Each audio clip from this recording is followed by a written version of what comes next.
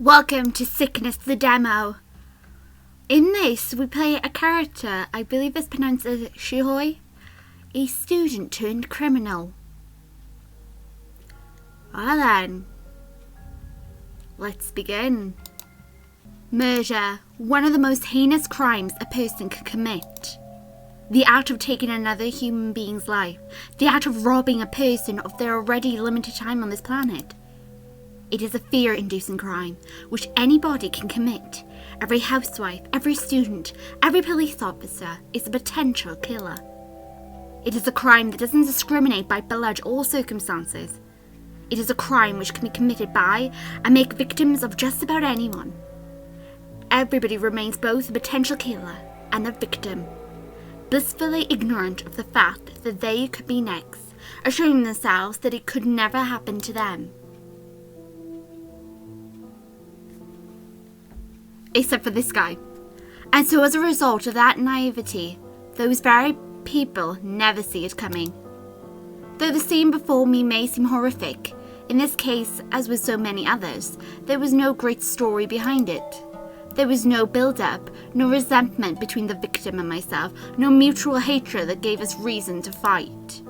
We didn't spend years at each other's throats. We have never fought before, and neither one of us saw this coming. In reality, this is the result of a simple common scenario, one we've all heard before. Penny pinching employer, a bankrupt employee and a denied paycheck. Truly, there was nothing special about this encounter. My boss didn't taunt me or attempt to exudate the situation. He didn't fire me, insult me, or do anything to tempt fate.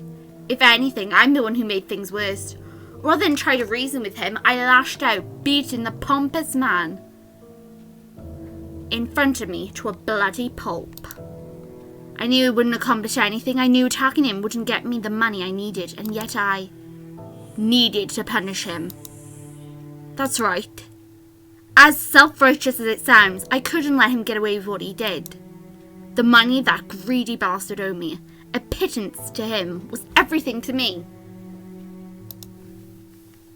It would have fed my sister and I, secured our lease for another month, perhaps even granted us a brief respite from the hell we're currently living. It was a shining beacon in our otherwise miserable lives, a way to ensure our survival during such a trying, stressful time. Because of this narcissistic whim, all hope had of repairing my broken life vanished. He would deny me shelter, food and comfort, and for what? New seats for his car, a fancy watch, a new TV. And so, staring this injustice in the face, hearing firsthand how little my life meant to him, I snapped. And of course, as fitting as it may seem, to replicate his indifference to my life by taking his. Doing so was never my intention. True, I'd wanted to kill him. I wanted to make him suffer for belittling my life, for denying me even a moment of peace. But I realised then, as I can clearly see now, that lashing out wouldn't solve anything. So why did I do it? Why would I resort to this? Why would I deliberately choose this no-win situation? If I were to commit a criminal act, why resort to violence rather than theft? If this were truly about my wages, why seek revenge rather than alternate means of compensation? Unfortunately, there's only one answer I can give you, in which I am confident. You're losing your mind. This isn't the first explanation that came to mind, but it does make sense. A few hours ago, I would have laughed at the cliche of a criminal blaming the voices in their head. Even more so at the notion that a person would act on silent words of an unforeseen entity. However, as evidenced by the corpse on my feet, those words aren't so easy to ignore. As I attempt to survive in this two-class society, willfully believing that I was somehow immune to the corruption and classism plaguing this town, there was always a voice whispering to me, telling me not to believe the good fortune around me. A voice filled with skepticism and doubt, preempting the inevitable, telling me to take action before it was too late. But you didn't listen. This was my first mistake. I ignored the benevolent advice offered to me. The predictions now shown to be accurate. The good faith I received from someone asking for nothing in return. When it told me to stay in school and live with a guardian, when it told me to seek work elsewhere, when it told me to look for a home somewhere safer, I didn't listen. Every step of the way I fought against the sound, logical advice it offered. If anything, I made a point of doing the opposite of what the voice told me to do. Or at least, until you heard what you wanted to hear. And that was my second mistake. It wasn't that I refused to heed the voice's advice, I simply wasn't interested in taking the safe, responsible route. So by the time that violence had become the advice's course of action, my path had already been determined. Ooh, he's got voices talking to him. Sickness, Chapter 1, A New Life. Oh, where are we? Monday evening, September the 5th. Less than half an hour ago in this very room, I committed a serious crime. A very violent crime, the kind of crime for which people go to prison without any hopes of ever leaving. I lost control of myself, attacked my boss, and without a doubt ended my short time working in this place. I acted on impulse as I stared in the face an injustice that threatened to take my home, allowing myself to do the only thing I could to avoid feeling powerless. But as the adrenaline wore off and the tension cooled, I soon realized my mistake. I saw clearly the fresh corpse at my feet, the stained carpet beneath it, and the bloody hands responsible for everything before me. And so I stared at my own handiwork, accepting the gravity of the situation before me, and took immediate steps towards regaining control once more.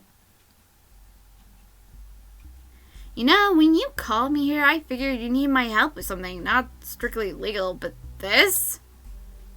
Suoh, my man, you've outdone yourself. You really do have a bright future ahead of you. Unfortunately, given my dire situation, my options were quite limited. Staring an immediate prison sentence in the face, I called upon Marcus, a co-worker of mine. Contrary to his crappy day job and lean figure, Marcus is a man of many trades, several which aren't entirely legal. Since the moment I began working here, Marcus had been open about his criminal dealings, more than once hinting that he could help me, or vice versa. And now that things had come to this, it's time for him to make good on that promise. Oi oi, let's talk in more lifting. I'm here to help you two out, not take care of everything myself. The second Marcus saw our boss in this current situation, he understood the situation. Without asking a single question, he promised to help me out of my predicament. Thereafter, calling a man who I've never met before. And sure enough, upon seeing our boss's corpse, the stranger smiled to himself and grabbed Mr. Madoy's leg, dragging his body into the hallway before requesting assistance. Jumpy like that, surely a big strong man like you can lift the weedy piece of shit by yourself. And get this poor sap's blood all over me in the process. Either give me a hand or do this yourself. Marcus and his acquaintance carried my boss's corpse into the stranger's van, which was parked just outside of Madoy's office. Thanks to the proximity of my boss's office, nobody heard our scuffle over the machinery used within the warehouse, and Marcus's acquaintance was able to block visibility and access to the office with his vehicle. Even so, despite knowing how fortunate my circumstances were, I couldn't help but feel anxious. Whether these two successfully covered up Madoy's death or not, there was no way this can end well. All it would take is one witness or a slip of the tongue and I could wind up in prison. And even if I do get away with this, what then? Will I be indebted to Marcus forever? Will he ask for something extreme in return for his silence? No matter what the scenario I envisioned, it does not bode well for me. Phew, that bastard's heavier than it looks. Tell me about it. I thought my corpse handling days were over. His corpse handling days? This guy sounds like the right person for the job, but just who is he? Anyway, I'll handle the disposal. You two clean up in here, alright? You're the boss, Andre. Just leave the rest to us. After all, that gives us time to talk about repayment. And there it is. It's not unreasonable for Marcus to expect something in return. I called on him knowing full well that I needed to repay the favour. Even so, just think about how he expected me to replace something like this. What do you have in mind exactly? Oh, nothing big, at least not for someone like you. Not really. Before we get into that, I've got to tell you. I picked you as a fighter from the moment we met. But to actually kill someone, I seriously underestimate you. Marcus makes it sound like I planned on killing Marjorie from the start. But I'm no killer. Even if I've been in my fair share of fights, I've never tried to kill someone before. With that in mind, I have the perfect job for you. I'm sure he does. But given the events leading up to this moment, I have to ask, is it a legal job? Sure, why not? As long as you don't get caught, of course. Figures. Oh, cheer up, I'm just messing with you. I got the perfect job in mind for you. You'll be able to rake up in money, feed that aggression of yours, and pay off your debt almost immediately. Interested? Hang on, you're offering to pay me what I repay you? Of course. Considering the reason why we're here, I thought it would be better not to get between you and your money. Whatever the case, what kind of job are we talking about? I brought you here to get me out of trouble. There won't be any point if you just drag me in deeper. You really don't have any faith in me, do you? Well, so be it. Just keep in mind that you're worth more to me alive and, well, than prison. That is a fair point. Not that you have a choice anyway. If you want it all kept secret, then you're going to do exactly as I say. Bobo. Of course. Richmond, a town riddled with crime and corruption. Richmond is a vast town, a collection of small districts, each vary significantly in terms of wealth, ethnicity, and population density. Large enough to entrap millions of everyday citizens, yet dense enough to suffocate any who dare reside within. It's a complicated town, misunderstood even by those living within its walls. But beyond the size and scope of this town, there is one aspect which stands out above all others.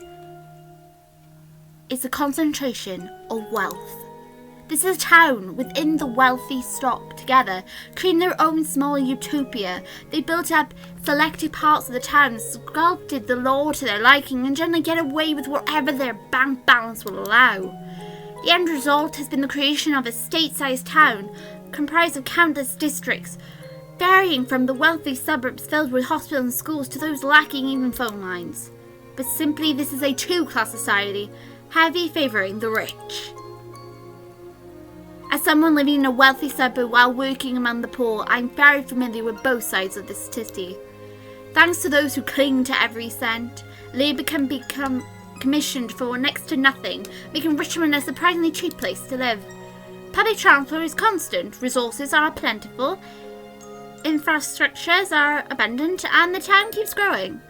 For those with the money to support themselves, this isn't a bad place to live. On the other hand, with so many competition for work, most residents have no choice but to accept whatever work they can and to slave away for as little as necessary. Slave wages are standard practice, workplace safety laws don't apply, and it's every man for himself. For anyone without a white-collar job, this town is hell. And with mere weeks left of our lease, it won't be long before my sister and I experience that hell for ourselves. Of course, looking back over our lives until this point, I can't really complain. Before our parents passed away, Sarah and I lived sheltered, easy lives, never worrying for a second about housework or finances. We lived good lives in a safe neighbourhood, we attended an adequate school, ate healthy, and were never far away from medical help. So now, even with all that being stripped away, we're still better off than most others in our situation. Or at least we would be. If I hadn't just single-handedly destroyed our new lives.